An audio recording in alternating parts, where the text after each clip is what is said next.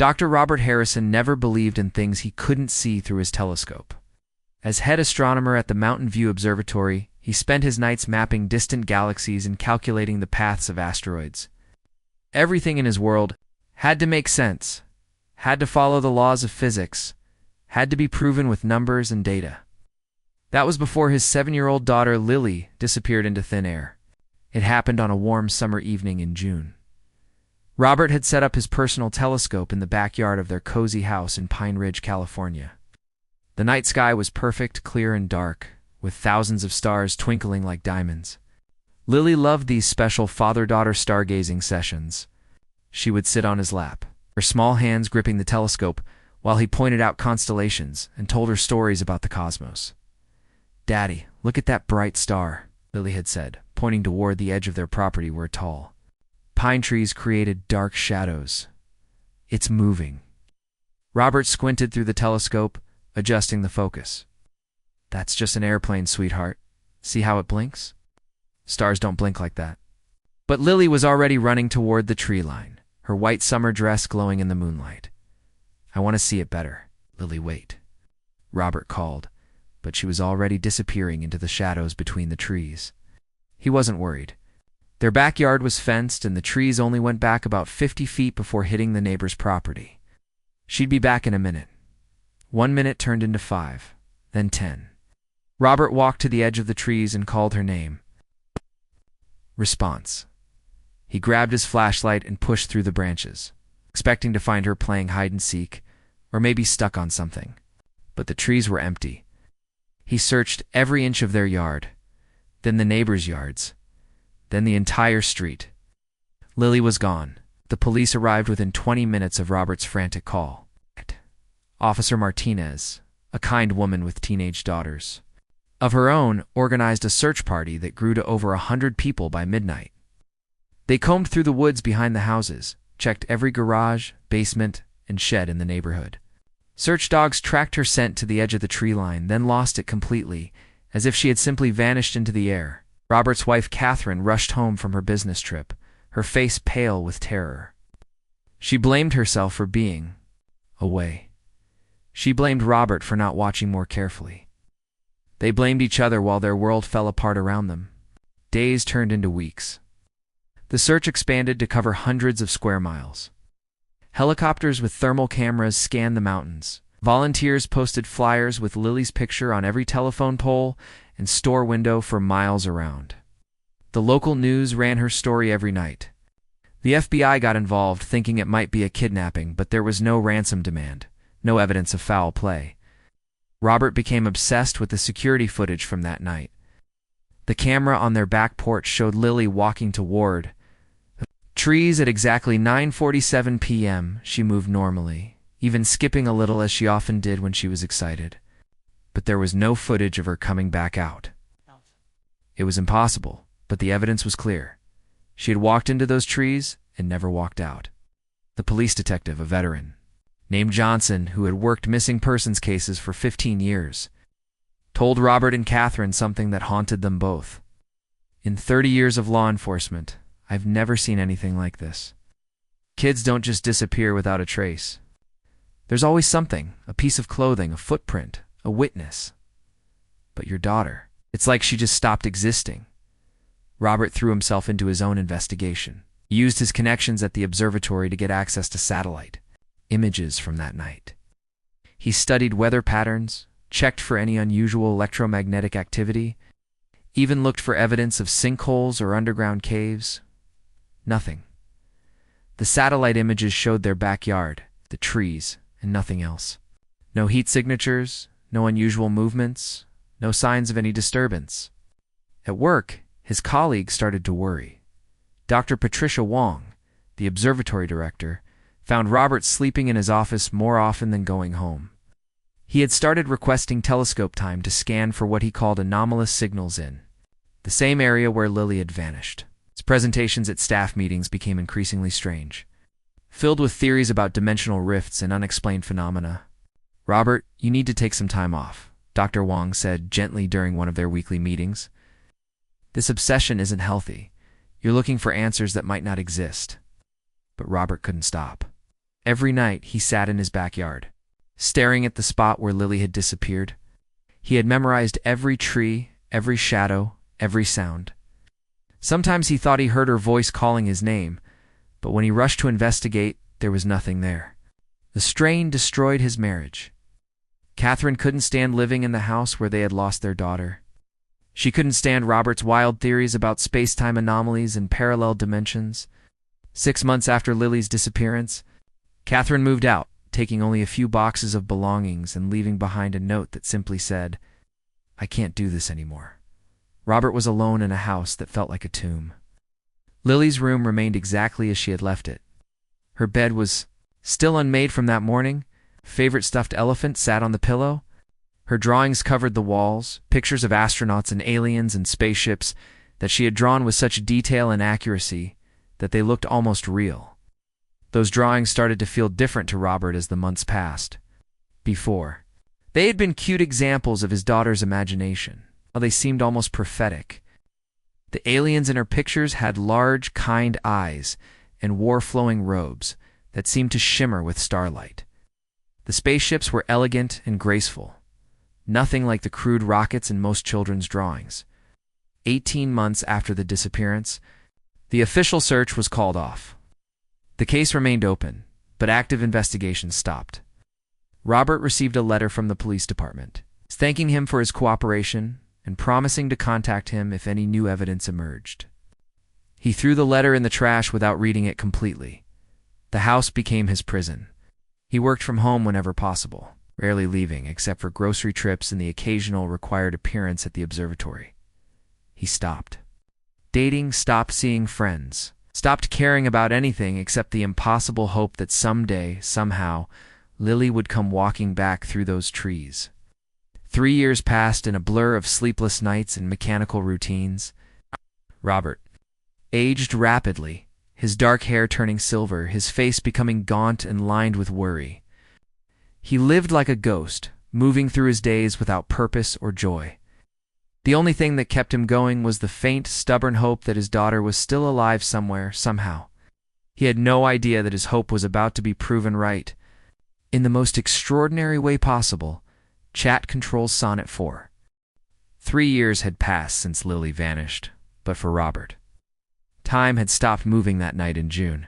He woke up every morning hoping it had all been a terrible dream, only to face the crushing reality that his daughter was still gone.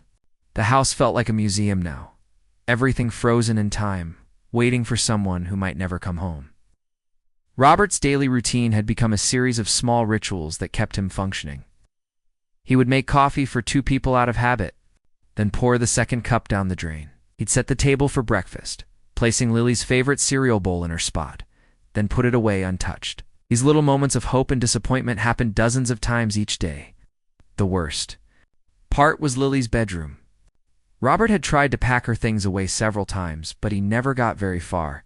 He'd pick up one of her stuffed animals and suddenly hear her laughter echoing in his memory. He'd fold one of her dresses and remember helping her pick it out. At the store, how she had twirled in front of the mirror and asked if it made her look like a princess. Each item held so many memories that touching them felt like reopening a wound. At work, things were falling apart too. Dr. Wong had been patient with Robert's strange behavior, but even her kindness had limits. During staff meetings, Robert would present theories that made his colleagues uncomfortable. He talked about unexplained energy readings, about patterns in cosmic radiation that didn't match any known phenomena. He spent his telescope time scanning the same coordinates over and over, looking for something that no one else could see.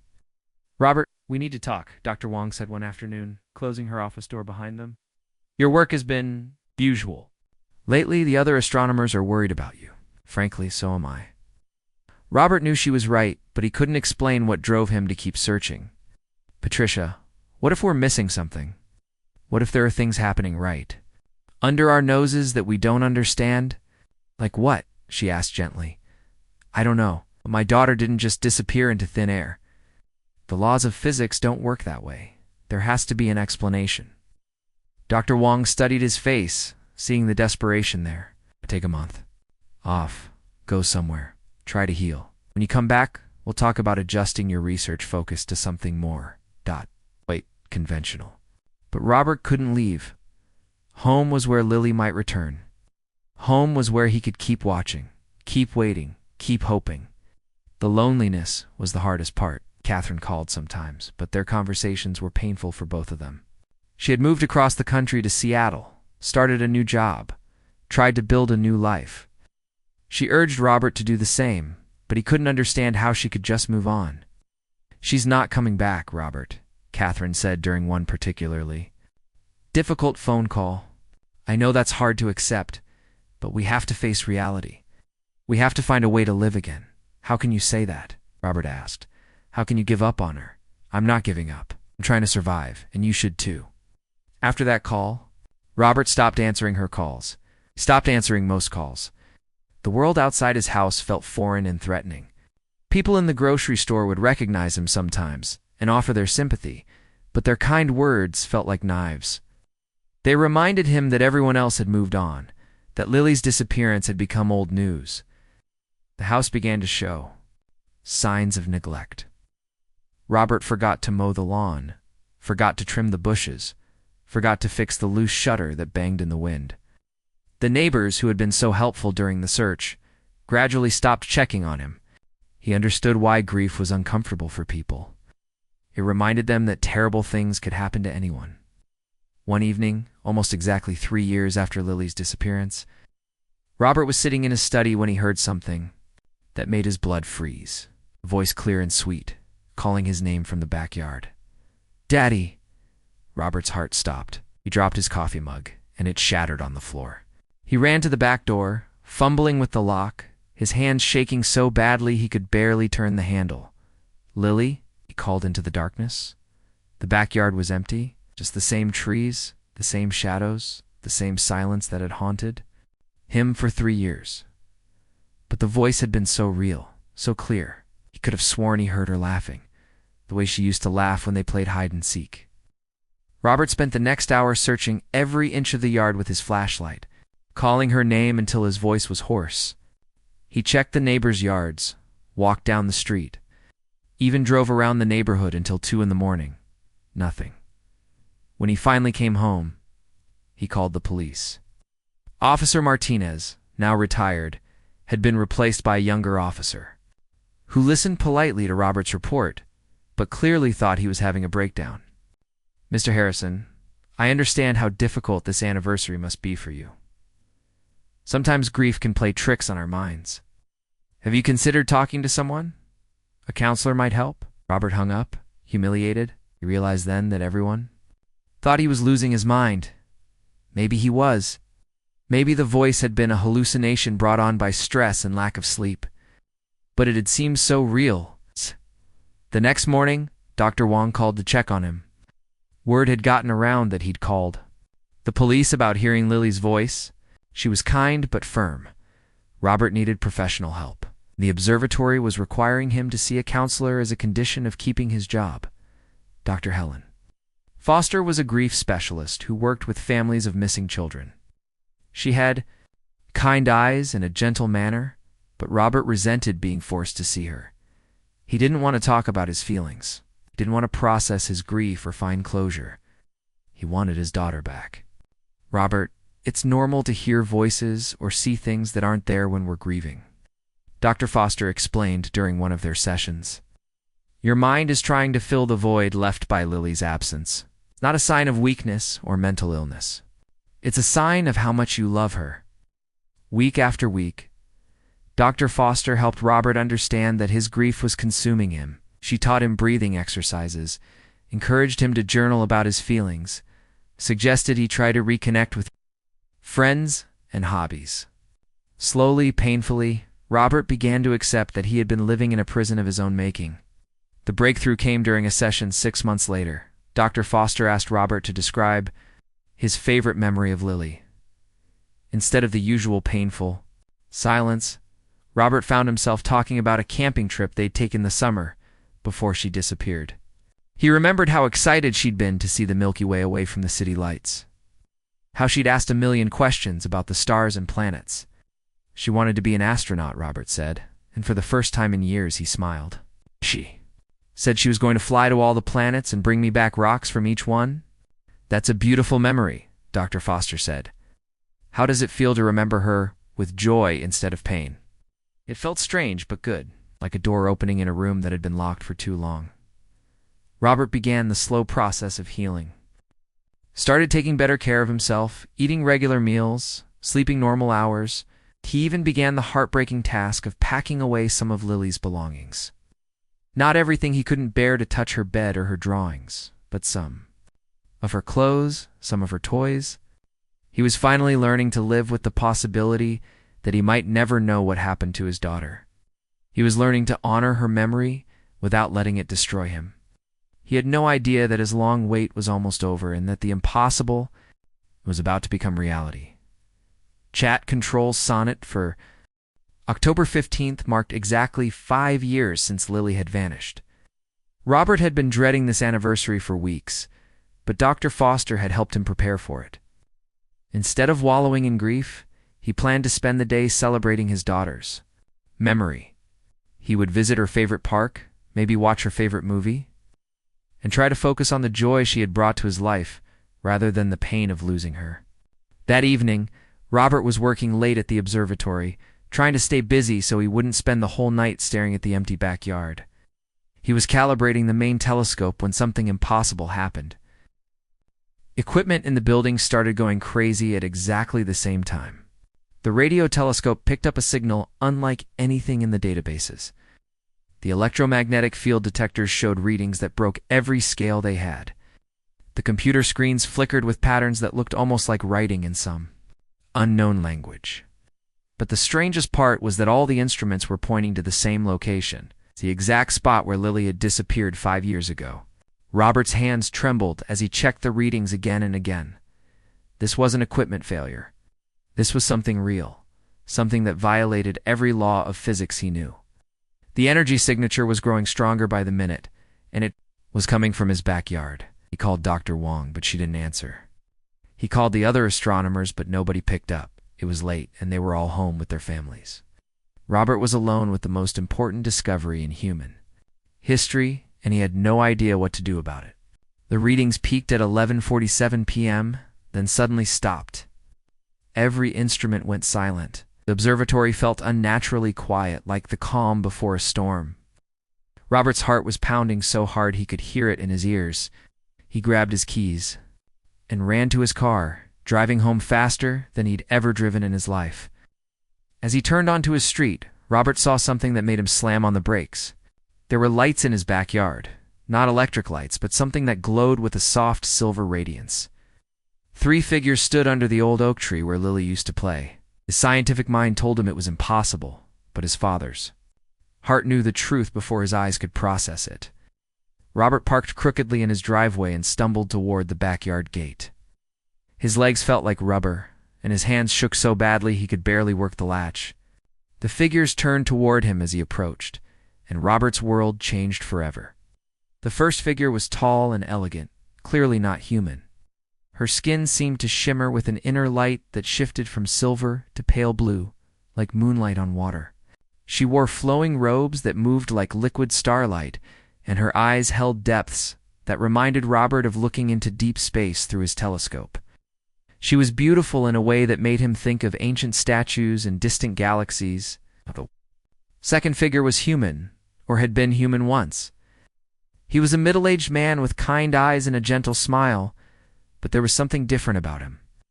His eyes had flecks of the same silver light as the tall being, and he moved with a grace that seemed almost supernatural. He wore clothes that looked like they were made from the same shimmering material as the woman's robes. But it was the third figure that made Robert's knees buckle. A girl, now 12 years old, taller and more mature than when she'd left, but unmistakably his daughter. Lily stepped forward, and Robert saw that she too had changed. Her eyes sparkled with points of silver light, and her auburn hair seemed to catch starlight even in the darkness. She wore a flowing dress that looked like it was woven from moonbeams. "Daddy," she said, and her voice carried harmonics that human voices couldn't make. It was like hearing music in a language he didn't understand, but somehow it filled him with warmth and peace. "I'm sorry I've been gone so long. I had to learn how to come back." Robert collapsed to his knees in the grass, overwhelmed by emotions he couldn't name. Joy, terror, disbelief, and desperate love all crashed over him at once. He reached out with shaking hands, afraid she might disappear if he touched her. "Lily, is it really you?" His voice cracked like a teenager's. She knelt beside him and took his hands in hers. Her touch was warm and real, but there was an electric tingle that hadn't been there before. "It's me, Daddy. I'm different now, but I'm still your daughter. I've missed you so much." Robert pulled her into his arms, holding her tight against his chest. She felt solid and real.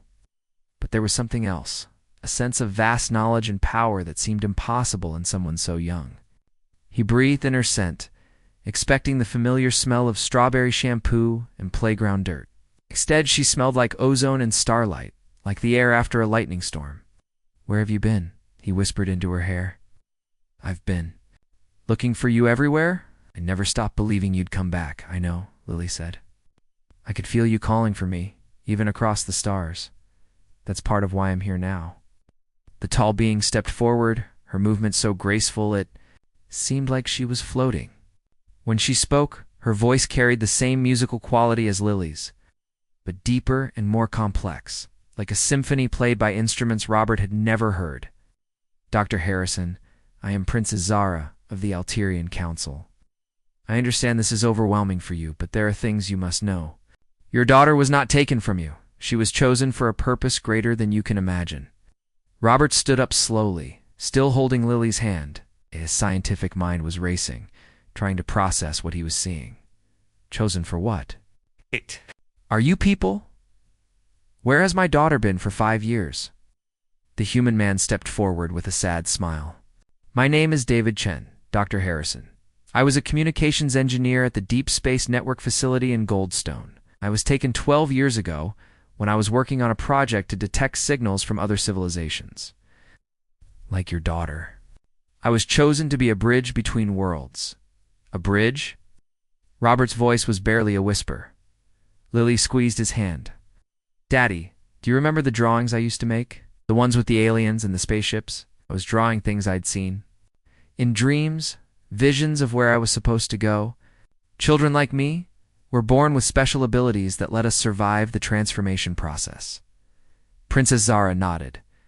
"Your daughter is no longer entirely human, Dr. Harrison. She has become something new, a being capable of existing in both your world and ours.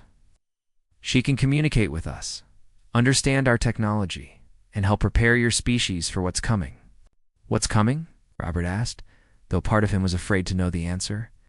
"A convergence," Lily said, her young voice carrying weight that made Robert's heart ache.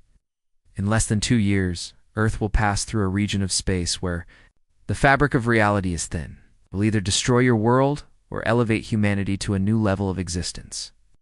We've been preparing for this moment for generations." Robert looked at his daughter, this being who had once been his little girl, who loved bedtime stories and chocolate chip cookies. She was still Lily, but she was also something far beyond his understanding. The weight of what she was telling him pressed down on him like the gravity of a black hole. "Why her?" he asked, his voice breaking. "Why did you have to take my baby?" Princess Zara's expression softened, with something that might have been compassion, because she volunteered Dr. Harrison, before she was born, before she chose her. Human life. Her soul agreed to this mission. She came to Earth specifically to become the bridge between our peoples. Lily looked up at her father with eyes that held the wisdom of stars. "I chose you to be my daddy because I knew you'd love me enough to let me go when the time came. And I knew you'd love me enough to help me save everyone when I returned."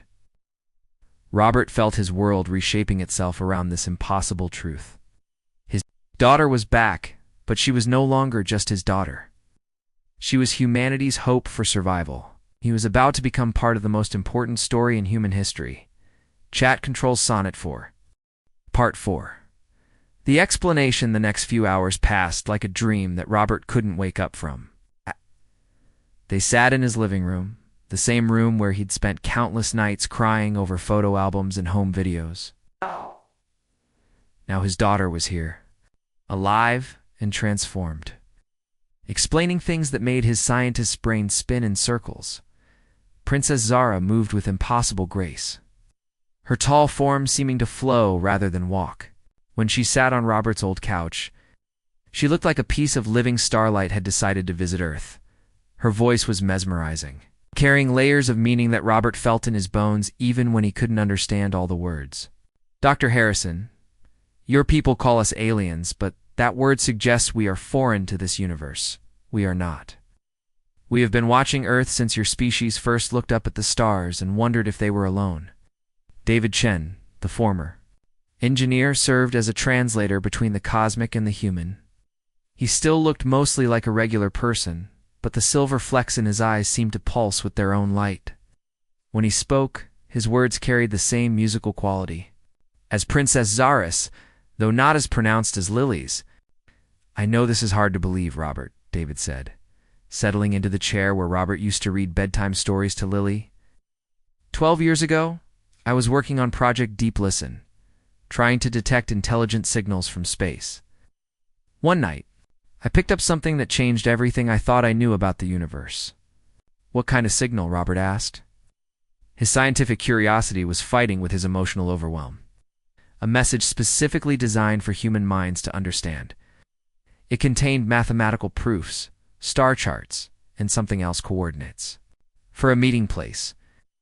I followed the instructions, drove out to the Mojave Desert, and that's where I met my first Alterian. Lily curled up next to Robert on the couch, just like she used to during their movie nights. But now her presence felt different, like sitting next to a gentle electrical storm. David became my teacher, Daddy. He helped me understand what I was becoming and why it was important. Princess Zara leaned forward, her luminous eyes fixed on Robert's face. Your daughter was identified before her birth as carrying specific genetic markers. Well, these markers are rare. Perhaps 1 in 10 million humans possess them. Children with these traits can survive the transformation process that allows them to exist in multiple dimensions simultaneously. Multiple dimensions? Robert's head was spinning. You're talking about science fiction? What you call science fiction, we call science fact? Princess Zara replied gently. Your Einstein was correct about many things, but his theories only scratched the surface. Reality has layers, Dr. Harrison. Your daughter now exists in several of those layers at once. David nodded. It's not magic, Robert. It's technology so advanced that it seems like magic. The Alterians have been studying dimensional physics for thousands of years. They've learned to move between realities, to exist in multiple states of being. But why children? Robert asked, his voice thick with pain. Why did you have to take kids away from their families? Lily took his hand, her touch warm but electric. Because adult minds can't handle the transformation. Daddy, our brains are still growing, still learning to process reality. We can adapt in ways that grown-ups can't. And because, Princess Zara added softly, children have something adults often lose the ability to believe in the impossible. Your daughter never doubted that the universe was full of wonders. Faith made her transformation possible. Robert thought about all those drawings on Lily's bedroom walls, the aliens and spaceships she'd drawn with such detail. You were already in contact with her, weren't you? Even before she disappeared. In dreams, Lily confirmed. I'd visit the Alterian ships in my sleep, learning their language, understanding my purpose. I thought they were just really vivid dreams until the night I was supposed to go with them. That night in the backyard, Robert whispered. You weren't scared when you ran toward the trees. No, Daddy. I was excited. I knew it was time for my real adventure to begin. Princess Zara stood and moved to the window, looking out at the backyard, where everything had changed. The process took 3 of your years. Lily had to learn to exist in our dimension while maintaining her connection to yours. She had to study technologies that your science won't discover for centuries. Most importantly, she had to learn to communicate concepts that your language has no words for. David picked up the explanation. During that time, I was her guide and protector. I helped her remember her human life while embracing her new abilities. It wasn't easy. There were moments when she almost lost herself completely to the transformation.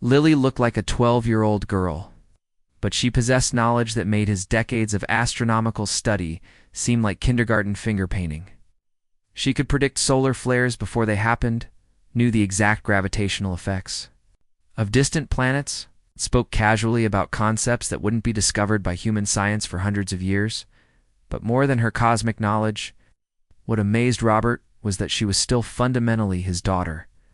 She still loved strawberry ice cream, still giggled at silly jokes, still wanted to hear bedtime stories, even though she no longer needed sleep. The transformation had given her incredible abilities, but it hadn't taken away her heart. Dr. Wang was the first person Robert told about Lily's return. He'd crafted a careful story about his daughter being found after years with a religious group that had kept her isolated. It wasn't the truth, but it was the only explanation that wouldn't get him committed to a mental hospital. Robert, this is wonderful news, Dr. Wang said when he called her. But are you sure she's okay? 5 years is a long time for a child to be away from home. She's different, Robert admitted. She's more mature than she should be. But she's healthy and safe, and that's all that matters. The reunion with Catherine was both beautiful and heartbreaking. When Robert called his ex-wife and told her that Lily was alive, she dropped the phone and cried for 10 minutes straight. She flew back from Seattle that same day, her hands shaking as she walked up to the front door of the house she'd once shared with Robert. When Lily ran into her mother's arms, Catherine collapsed to her knees in the entryway, sobbing with a mixture of joy and disbelief. "My baby, my beautiful baby," she whispered over and over. "I'm so sorry I gave up hope. I'm so sorry I left." "It's okay, Mommy," Lily said, her voice carrying that strange musical quality that made everything she said sound like poetry. "You needed to learn how to live without me, so you could help me now." Catherine pulled back to look at her daughter's face. "Your eyes," she whispered, "they're different." "I'm different," Lily agreed. "But I'm still your little girl who loves bedtime stories and butterfly kisses." Catherine noticed the changes that Robert had been learning to accept. Lily moved with an otherworldly grace, seemed to know things she couldn't possibly know, and sometimes stared off into space, as if she was listening to voices only she could hear. But when Catherine tucked her into bed that first night, Lily curled up with her old stuffed elephant just like she always had. Within a week, other families began arriving at their house. David had given them a list of people whose children had been taken and transformed over the past 15 years. One by one, these families received visits from their returned children, and one by one they found their way to Robert's house seeking answers and community. There was Michael and Jennifer Torres, whose son had vanished from a camping trip 8 years ago. They arrived with 10-year-old Alex, who now possessed the same silver-flecked eyes and musical voice as Lily. Alex had been missing for 3 years but looked older and carried himself with the same impossible wisdom. The Patel family drove up from Los Angeles with their daughter Priya, who had disappeared from a playground 6 years earlier. Now 15, Priya could speak directly to the family's electronic devices, making phones ring without touching them and causing them, computers to display star charts that showed the exact location of the approaching convergence. Each family's story was the same years of searching grief that nearly destroyed marriages, the slow process of learning to live with loss, and then the miraculous return of children who were no longer entirely human but were still beloved sons and daughters. Robert's house became an unofficial headquarters for these impossible reunions. The children worked together with a coordination that suggested they shared some kind of telepathic connection. They would spend hours sitting in circles on the living room floor, not speaking but clearly communicating, their eyes flickering with silver light. "What are they doing?" Catherine asked one afternoon, watching Lily and 4 other children sit in perfect silence. "Learning," David explained. He had become a permanent fixture in their lives, helping the families understand what their children had become. They're sharing information, coordinating their efforts around the world. There are dozens of other children like them in different countries, all working toward the same goal. The children began teaching the adults meditation techniques that opened their minds to new possibilities. Lily would sit with Robert in the backyard, showing him how to quiet his thoughts and listen to what she called the music of the spheres. During these sessions, Robert began to sense things he'd never noticed before. The electromagnetic field of the Earth, the gravitational pull of the moon, the vast networks of energy that connected all living things. "Can you feel it, Daddy?" Lily asked during one of their evening sessions. The way everything is connected? Robert could feel it. It was like discovering that he'd been colorblind his entire life and suddenly seeing the full spectrum of light. The universe wasn't empty space dotted with stars. It was a living, breathing web of consciousness that extended far beyond anything human science had imagined. As the months passed, Robert found himself changing too, not physically like the children, but mentally and spiritually. His work at the observatory took on new meaning as he began to understand that his life study of distant galaxies had been preparing him for this moment. He started incorporating the children's teachings into his research, finding patterns in cosmic radiation that matched what they told him about the approaching convergence. Dr. Wong noticed the changes in Robert's work. His theories were becoming more sophisticated, his understanding of astrophysics more intuitive. When she asked him about it, he told her he was inspired by having his daughter back, which was true even if it wasn't the whole truth. The convergence was now only 6 months away. Lily and the other children had been working tirelessly to identify adults around the world who could help prepare humanity for what was coming. Scientists, teachers, spiritual leaders, artists, people who could help bridge the gap between current human understanding and the cosmic consciousness that awaited. Robert stood in his backyard one evening, watching Lily teach a group of neighborhood children how to sense the approach of the convergence. They sat in a circle under the same oak tree where she had disappeared 5 years ago, their faces peaceful and focused as they learned to feel the cosmic forces that would soon transform their world. Catherine joined him, slipping her hand into his. They were no longer married, but the return of their daughter had healed many of the wounds between them. "Do you think humanity is ready?" she asked. Robert watched his daughter, this impossible being who had once been a little girl who loved bedtime stories and now carried the hopes of an entire species. She looked up at him and smiled, her star-flecked eyes full of confidence and love. "She believes we are," Robert said. "And if Lily believes it, then so do I." The convergence was coming, and thanks to his returned daughter, humanity had a chance not just to survive, but to become something greater than they had ever imagined possible. The alien princess had kept her promise. She had brought his daughter home, and with her, she had brought hope for the future of the world.